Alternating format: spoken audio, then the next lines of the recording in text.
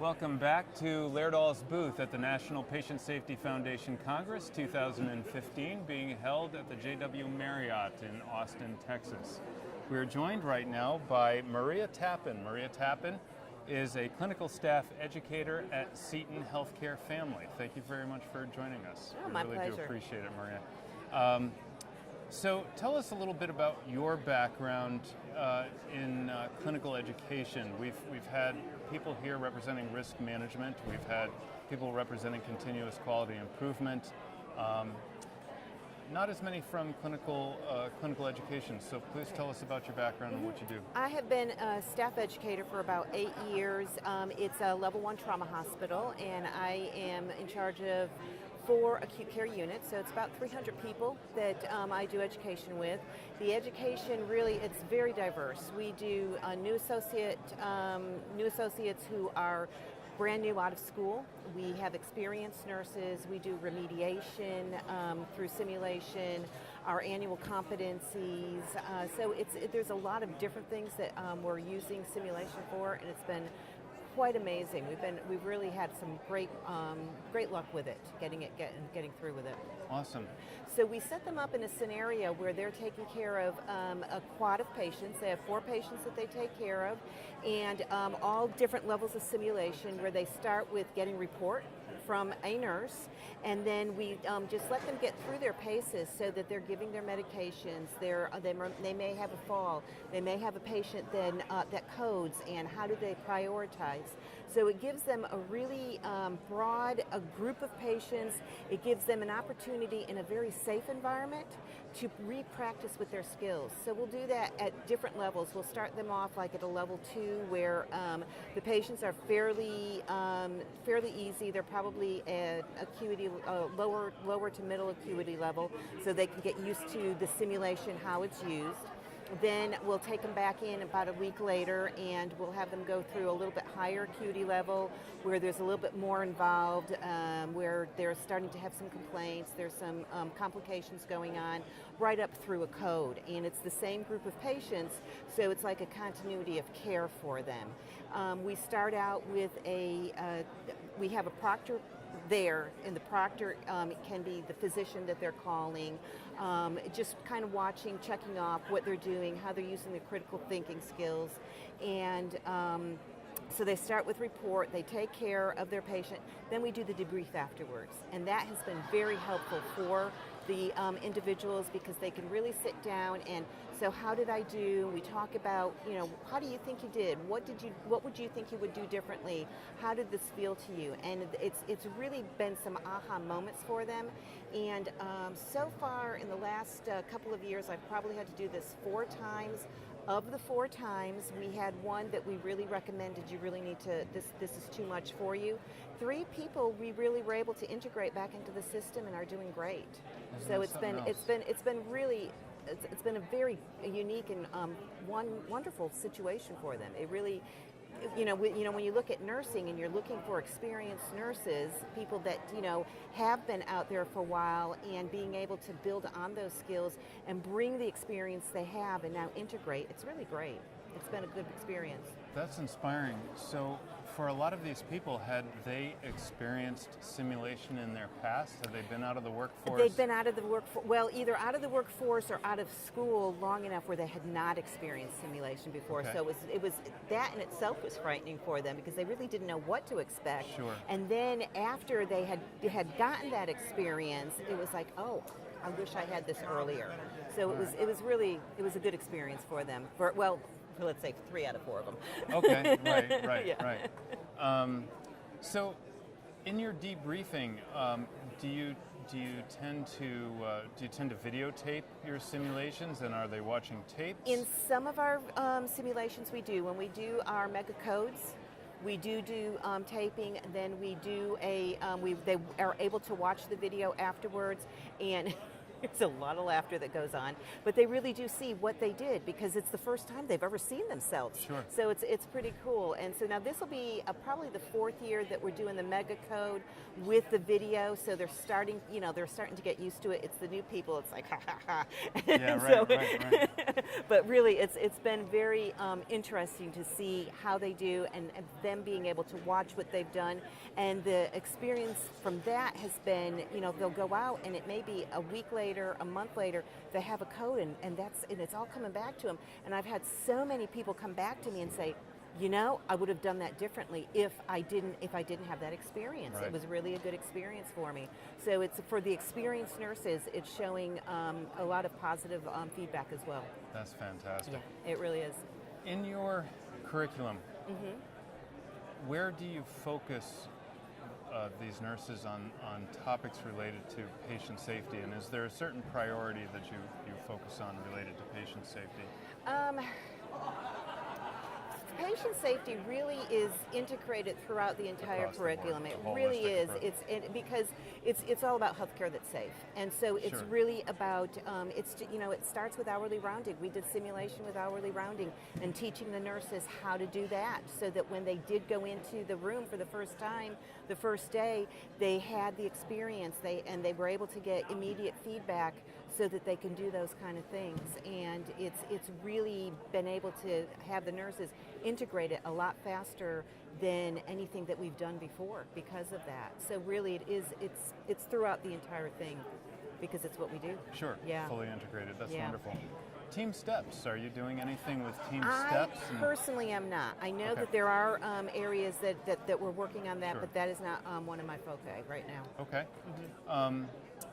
So from a broad perspective, certainly without focusing on Seton or any other particular organization or hospital, but from a general perspective in healthcare, what do you see as the biggest obstacles to improving patient safety in healthcare? Human nature.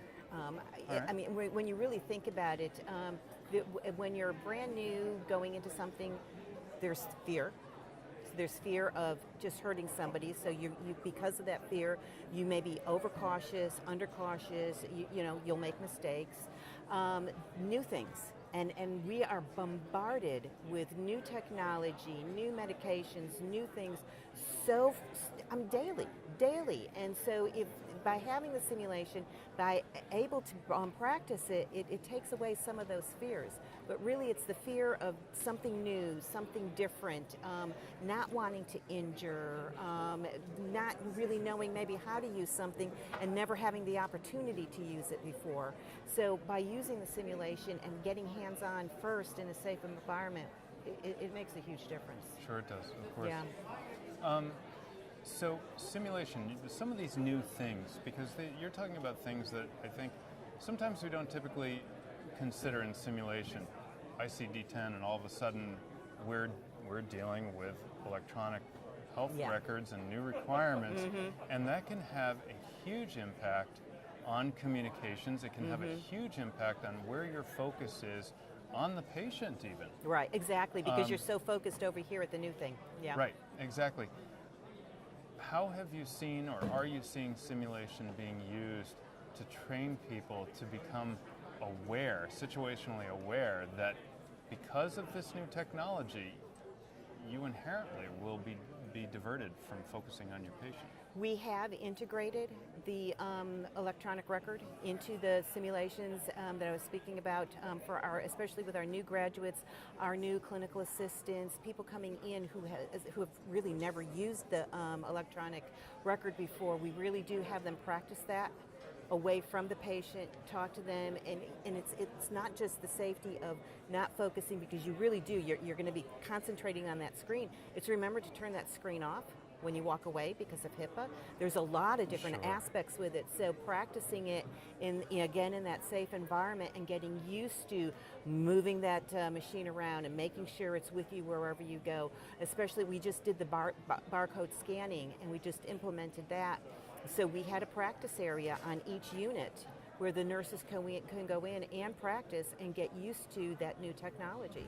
And it made the implementation go much smoother. It was so streamlined because they had so much time to practice before actually going live. That's something else. That's great. Your favorite simulation success story?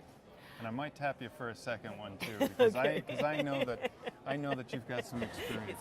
I think really it's the mega code is really the big one, and it's because they go in and everybody goes in there and they're all cocky because I know how to do this. I don't know why I'm practicing it, and then all of a sudden they're seeing what they're doing, and they're going, oh, that's what I did. Why did I do that?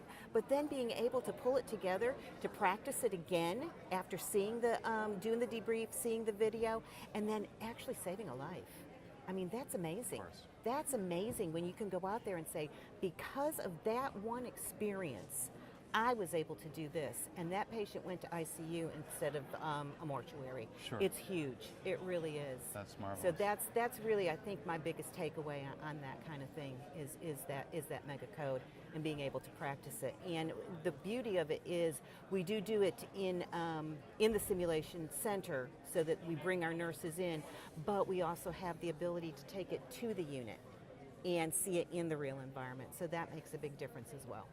Have you found people discovering that they belong on different roles on the team, and we always have the one person that wants to be I the want to be lead. the compressor. Yeah. I want to do that. We did. We had one scenario where the clinical assistant tried to run the entire thing. It was like, and with that one, it was, okay, we need to bring you back. This is not your role. We need to bring you back.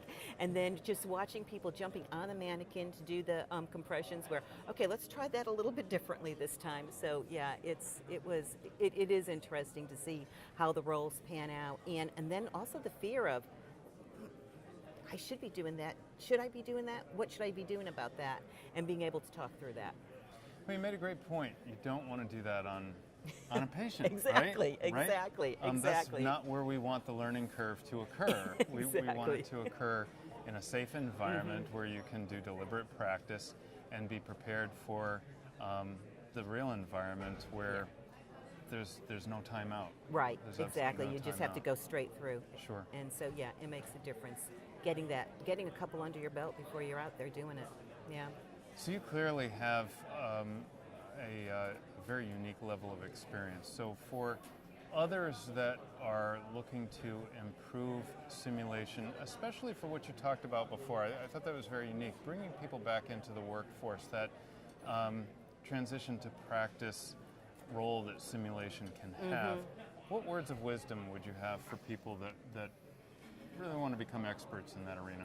To not be afraid to try is the first thing, and to know that you can really do just about anything with simulation, and not to think out of the box, and so that you get in there, but really to plan ahead, to know what you want to do and what your outcome is. What is your outcome going to be, so that you can plan all of your steps through to get the outcome that you want. So it's really the planning in front, thinking out of the box, and using everything that you can, whether it's with the mannequins, it's with a standard patient, it could be just with an arm, but really being able to plan it out and knowing what your outcome and your goals are.